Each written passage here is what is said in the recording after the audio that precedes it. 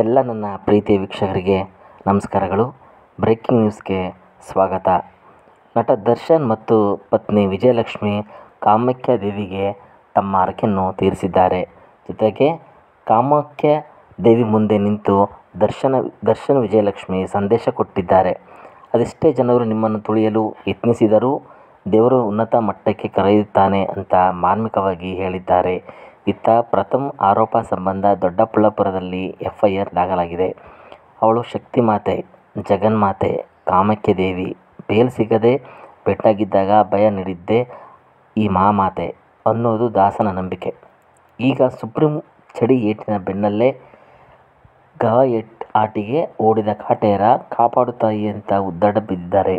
ಇತ್ತ ರಾಜ್ಯದಲ್ಲಿ ನಡೆಯುತ್ತಿರುವ ಕದನದ ನಡುವೆ ಅದೇ ಸನ್ನಿಧಾನದಿಂದ ದರ್ಶನ್ ಪತ್ನಿ ವಿಜಯಲಕ್ಷ್ಮಿ ಖಡಕ್ ಸಂದೇಶ ಕೊಟ್ಟಿದ್ದಾರೆ. ದರ್ಶನ್ ಅಭಿಮಾನಿಗಳ ವಿರುದ್ಧ ನಟಿ ರಮ್ಯಾ ಕೆಂಡವಾಗಿದ್ದಾರೆ. ಪೊಲೀಸ್ ಕಚೇರಿ ಮೆಟ್ಟಿಲು ಹತ್ತಿದ ರಮ್ಯಾ ಸಮರಕ್ಕೆ ನಿಂತಿದ್ದಾರೆ.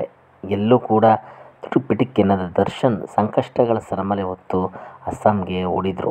ಕಾಮಾಖ್ಯ ದೇವಸ್ಥಾನ ಎದುರುಗಡೆ ನಿಂತು ಫೋಟೋ ಪೋಸ್ಟ್ ಮಾಡಿ ವಿರೋಧಿಗಳಿಗೆ ಖಡಕ್ ಸಂದೇಶ ಕೊಟ್ಟಿದ್ದಾರೆ. ಮಾರ್ಮಿಕ ಫೋಟೋ ಪೋಸ್ಟ್: ಹೆಚ್ಚು ಜನರು ನಿಮ್ಮನ್ನು ಕೆಳಗೆ ತಳ್ಳಲು ಪ್ರಯತ್ನಿಸಿದರೆ ದೇವರು ನಿಮ್ಮನ್ನು ಉನ್ನತ ಮಟ್ಟಕ್ಕೆ ಕರೆಯುತ್ತಾನೆ.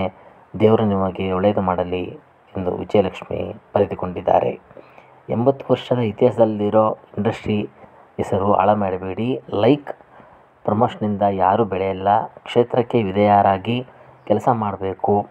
ಅನ್ಯಭಾಷಿಕರು ನಮ್ಮ ನೋಡಿ ನಗುವಂತಾಗಿದೆ. ಒಗ್ಗಟ್ಟಾಗಿರುವಂತೆ ಮನವಿ ಮಾಡಿಕೊಂಡ ನಟ ಜಗ್ಗೇಶ್.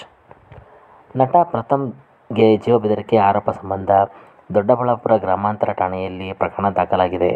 ರೌಡಿಶೀಟರ್ ಬೇಕರಿ ರಘು ಮೇಲೆ ಭಾರತೀಯ ನ್ಯಾಯ ಸಂಹಿತೆ 128, 103, 351, 351 ಅಡಿ FIR ಆಗಿದೆ. ಒಟ್ಟಾರೆ ದರ್ಶನ್ ಬೇಲ್ ವಿಚಾರಣೆಗೆ ಸಂಬಂಧ ಸುಪ್ರೀಂ ಕೋರ್ಟ್ ಮುಂದಿನ ವಾರ ತನ್ನ ತೀರ್ಪನ್ನು ಕೈಗೊಳ್ಳಲಿದೆ ನೀಡುವ ಸಾಧ್ಯತೆ ಇದೆ.